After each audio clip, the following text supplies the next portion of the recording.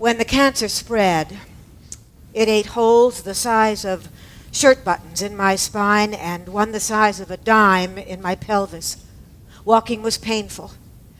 My right sacrum and iliac, worn jagged from the disease, worked like an out-of-balance seesaw. When I complained, my oncologist prescribed rest and codeine. I'll rest when I'm dead.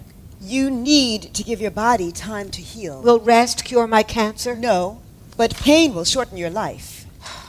I took Advil. Codeine made me groggy and nauseous.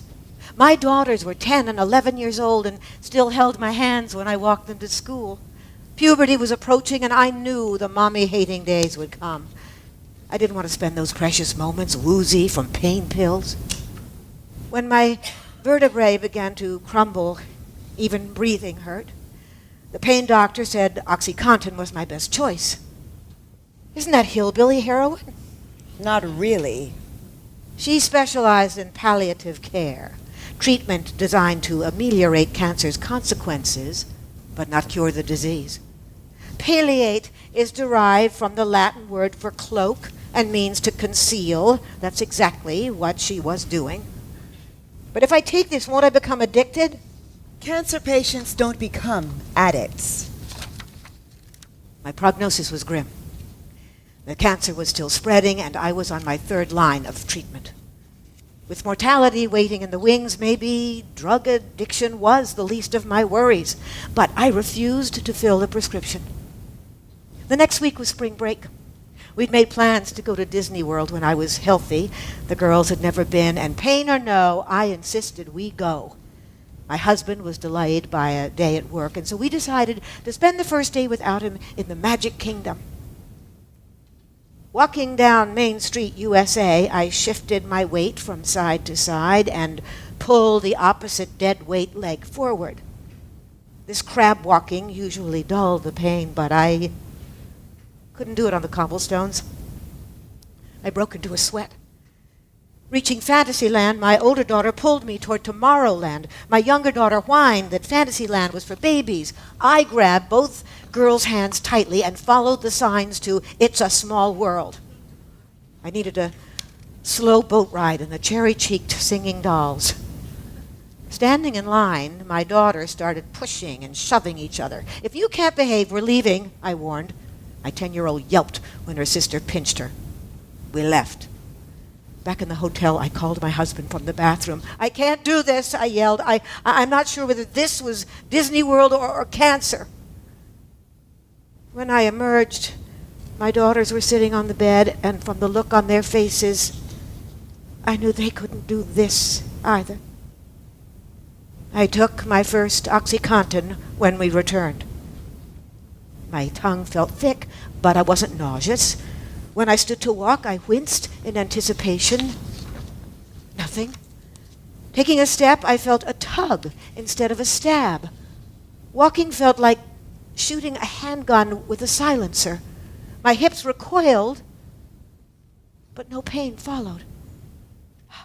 After 10 minutes, a flush of well-being started in my toes and washed up over my head. This aura lasted for about an hour. In those magic moments, I belonged where I was and no place else.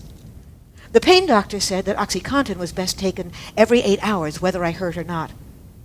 I followed her directions without question. 3 times a day, I still had cancer, but didn't really care. Like a game of whack-a-mole, every time a fracture healed or a tumor went away, another sprang up. The cancer hurt most when it settled someplace new.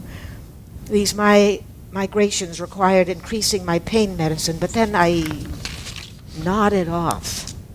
To offset the sedation, the doctor gave me Ritalin. Had I replaced these drugs with their street equivalents, heroin and cocaine, I would have realized I no longer was just treating pain. I was speedballing. After 6 years of treatment, my cancer slowed to a standstill. Only a few small lesions remain. I still had pain, but not the incapacitating shrill that drove me to OxyContin. Now it was a deep-throated ache. The doctor balked when I asked her to increase the pain medicine. You're already taking a huge amount. But I can't go on like this. Even at rest, my psyche twitched in apprehension of pain's return. We agreed that I should see my internist for a full physical. Whatever this feeling was, it wasn't caused by cancer. Looking down at my list of medications, my internist shook his head. Wow. 240 milligrams of OxyContin, 120 milligrams of Ritalin. That's a lot of narcotics. Do you think I have fibromyalgia? I don't think so. You're an addict. Body aches, night sweats, you're jonesing like a junkie. At this rate, addiction will kill you before the cancer does. The pain doctor said cancer patients don't become addicts. They do, but most of them die from cancer. You didn't. You're the lucky one. What do I do now?